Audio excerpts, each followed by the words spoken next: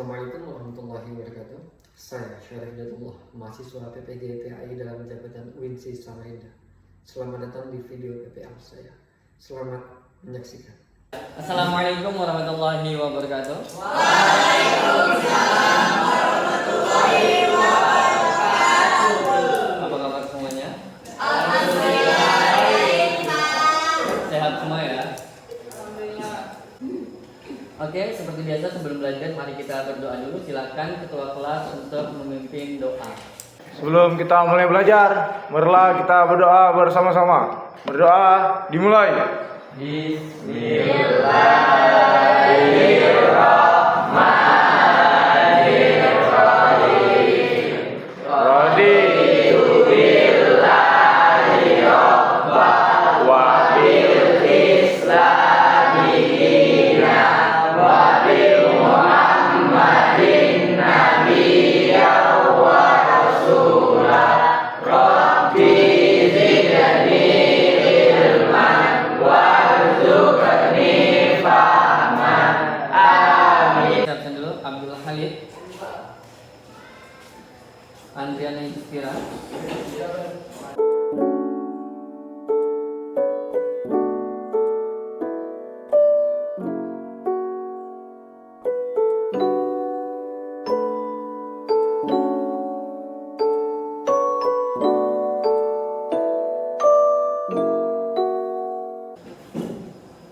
Yasifa Aska.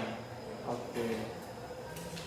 Berarti yang alfa satu orang, yang sakit satu orang. Oke. Sebelum kita berbicara kita tadarus dulu. Bismillahirrahmanirrahim.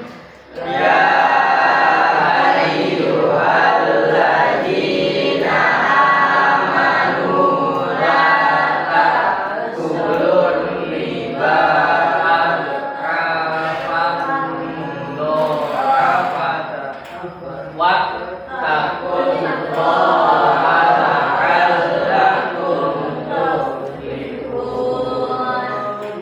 Wattaqunna wallati tuwiddat lil kafirin. Shadaqallahul azim.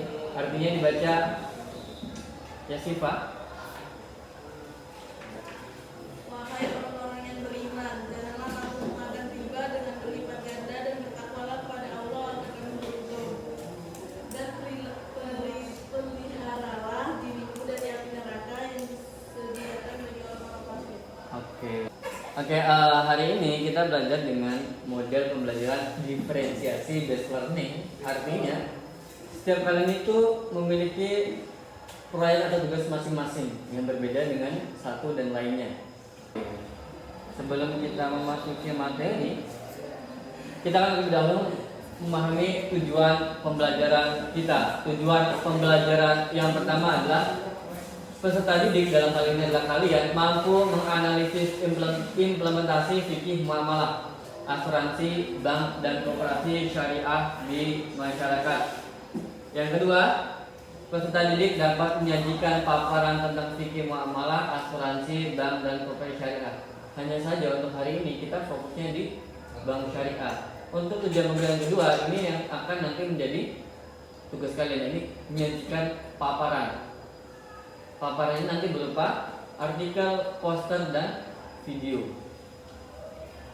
Tujuan pembelajaran ketiga, pendidik mampu meyakini bahwa ketentuan fikih muamalah adalah ajaran agama, serta peserta didik mampu menumbuhkan jiwa kewirausahaan dan kepedulian sosial.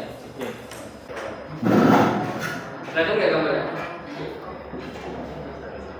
Apa yang kalian pikirkan ketika melihat gambar yang muncul di layar? Apa yang kalian lihat? Kalian tahu pinjam? Pinjaman online. Apa yang biasanya kalian tahu? Penyedia pinjaman online? Easy cash. Easy cash? Apa Apa lagi? nih? Pinjol. Ya pinjol apa? Easy cash. apa namanya, terus ada kami, terus apa gitu yang biasanya muncul di iklan YouTube. Ada kami. Pinjaman online itu boleh gak sih? Nggak boleh. Yang buat nggak boleh apa?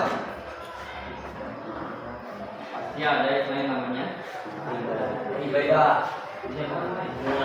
Riba itu bunga.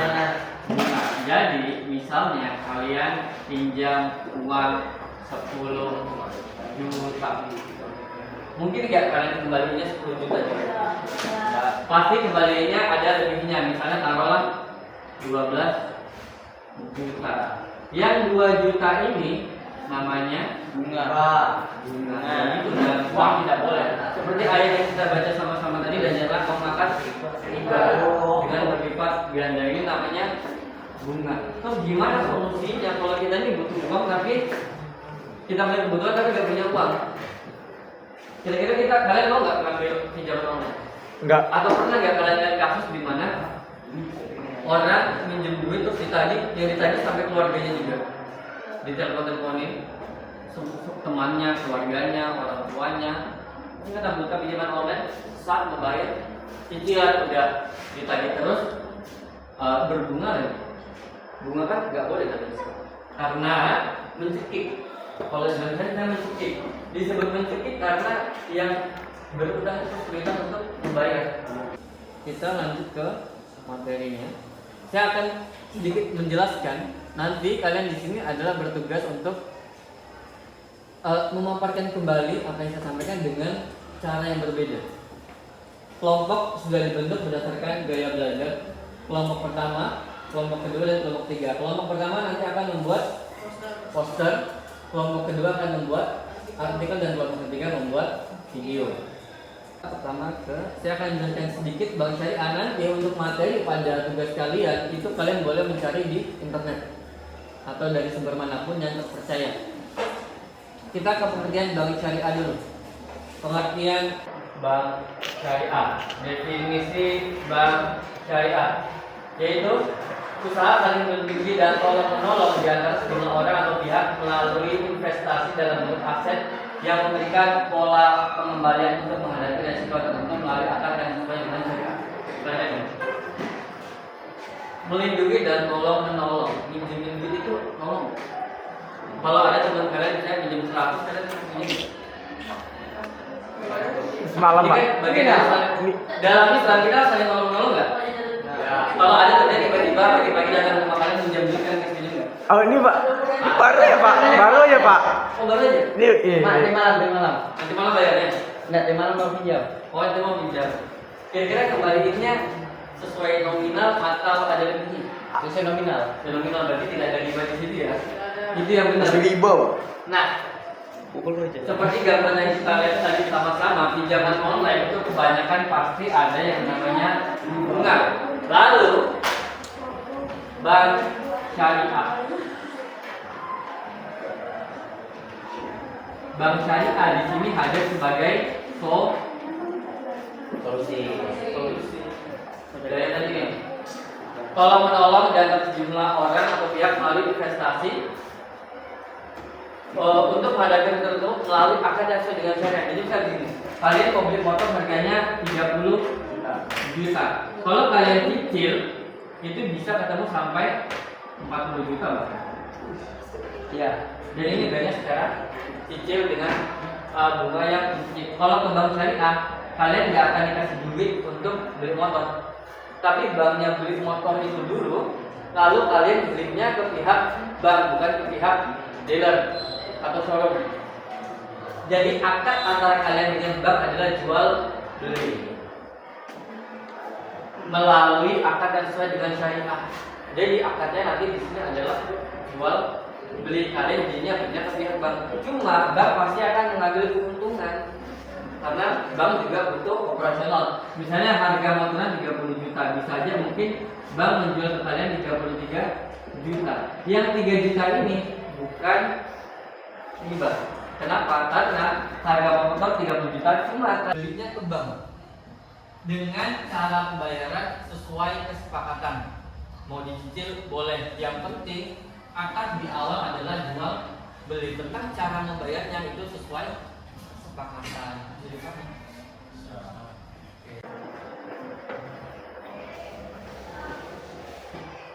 dasar hukum syariah bisa kalian lihat sama-sama. Jadi kita ini kan hidup di negara hukum ya. Jadi ini kan seperti lembaga bank syariah, seperti lembaga. Sebelum sana ada yang tahu bank syariah itu apa? Contoh bank syariah di Indonesia? Syariah. Muamalah. Bank muamalah. Ada apa lagi? Mandiri syariah. Mandiri syariah. Mandiri Syariah, BRI Syariah. BRI Syariah itu semua udah dilebur jadi satu yang menjadi BSI. Bank Rakyat Indonesia. Indonesia. Iya. Oke. Terus ada beberapa perbedaan antara bank syariah dan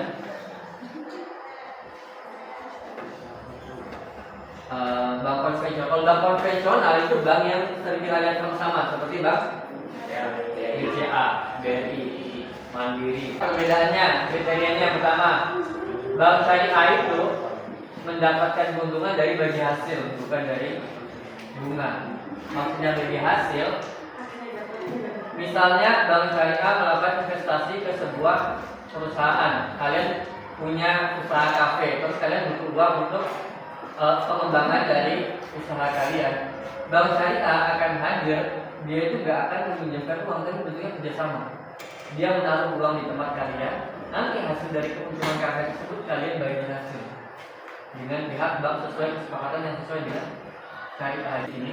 Sekarang kalian kan sudah bertemu dengan kelompoknya masing-masing ya. Yuk.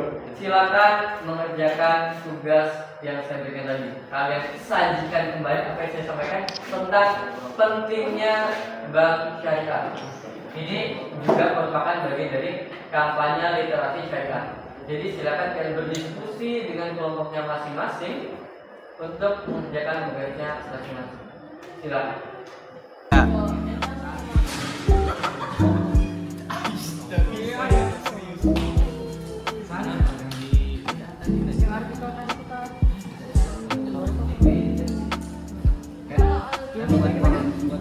Ini kan sudah kosannya.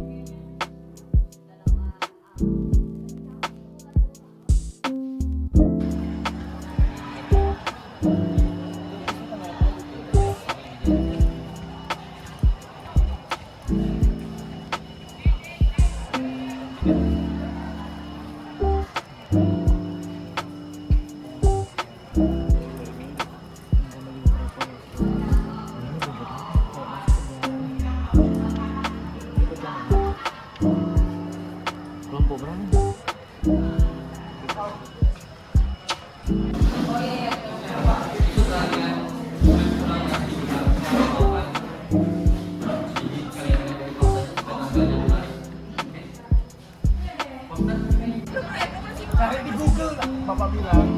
Google. Sin, bukan skin. Sin. Jadi ada orang yang ngomong kan gampang nggak panjang.